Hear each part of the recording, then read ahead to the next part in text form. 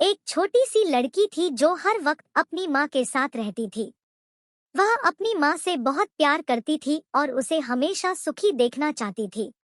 उस लड़की की माँ उसे हमेशा समझाती थी कि जीवन में दुख और सुख दोनों होते हैं और हमें हर स्थिति में सहनशीलता रखनी चाहिए। लेकिन छोटी सी लड़की को इस बात की जानकारी नहीं थी। वह हमेशा अपनी माँ से खुश रहना चाहती थी। एक दिन लड़की की माँ को एक बहुत बड़ी बीमारी हो गई। वह अस्पताल में भर्ती हो गई थी और उसकी स्थिति बहुत खराब थी।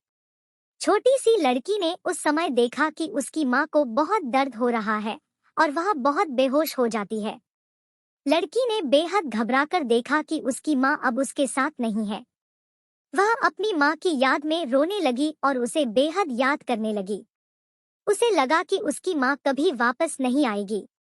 बहुत देर तक वह रोती रही और उसकी माँ उसे समझाने के लिए कुछ नहीं कर सकती थी। फिर एक दिन लड़की की माँ का स्वस्थ होने लगा। उसकी हालत सुधरने लगी और उसे अस्पताल से छुट्टी मिली। लड़की ने खुशी से अपनी माँ को देखा और उसके आंखों में आश्चर्य भर गया।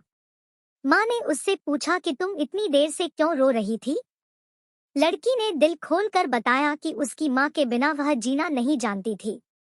उसने अपनी माँ से कहा कि उसे यह बात अब समझ आ गई है कि जीवन में दुख और सुख दोनों होते हैं और हमें हर स्थिति में सहनशीलता रखनी चाहिए। माँ ने उसे गले लगाया और उसे अपने आंचल में सुलाया। उसने बताया कि उसे बहुत खुशी हुई कि उसकी बेटी ने उसकी समझ में आ गया है कि जीवन की हर स्थिति सहनी चाहिए। लड़की ने अपनी माँ के हाथों में अपना सिर रखा और उससे कहा कि वह हमेशा उसके साथ होगी और उसकी हर मुश्किल में सहायता करेगी।